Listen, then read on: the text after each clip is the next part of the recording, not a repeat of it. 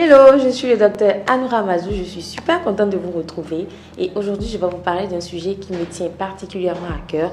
Il s'agit de la sécheresse vaginale. Alors j'en parle parce que la sécheresse vaginale est malheureusement et à tort considérée comme un sujet tabou et pourtant une femme sur 6 souffre de sécheresse vaginale. En fait, la sécheresse vaginale est un manque de lubrification du vagin, c'est-à-dire que le vagin, au moment des rapports sexuels, n'est pas suffisamment humide. C'est une maladie qui peut toucher toutes les femmes, mais beaucoup plus les femmes ménopausées, les jeunes mamans ou les femmes enceintes. En réalité, la lubrification du vagin est assurée par des hormones qu'on appelle œstrogènes. Du coup, un manque, un déficit ou une baisse de ces hormones peut entraîner une baisse de la lubrification du vagin et donc la sécheresse vaginale.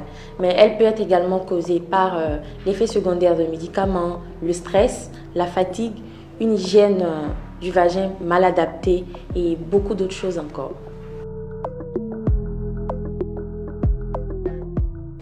La sécheresse vaginale se caractérise généralement par une sensation de démangeaison au niveau du vagin ou encore une irritation ou encore une sensation de brûlure.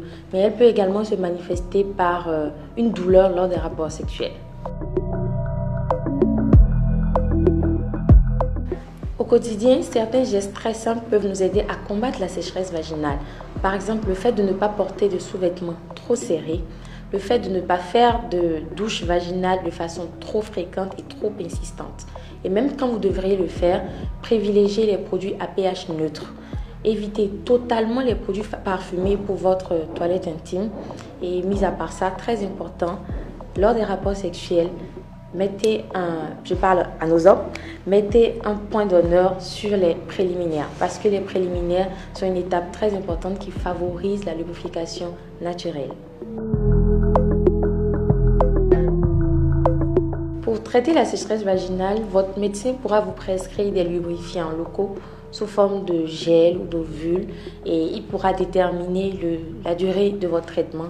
Il existe également des lubrifiants vaginaux qu'on utilise lors des rapports sexuels et pour ceux qui aiment le naturel, des astuces dont j'ai entendu parler veulent qu'on forme de petites boules avec du beurre de karité et parfois mélangé à du miel qu'on conserve au congélateur et qu'on insère dans le vagin quelques heures avant le rapport sexuel histoire de lubrifier de façon naturelle le vagin. Mais attention, il ne faut absolument pas en abuser.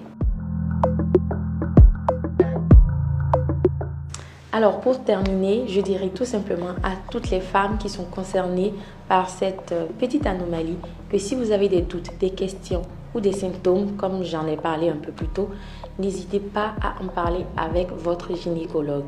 Et n'oubliez pas que souffrir de sécheresse vaginale n'est absolument pas une fatalité. Prenez soin de vous et à très bientôt.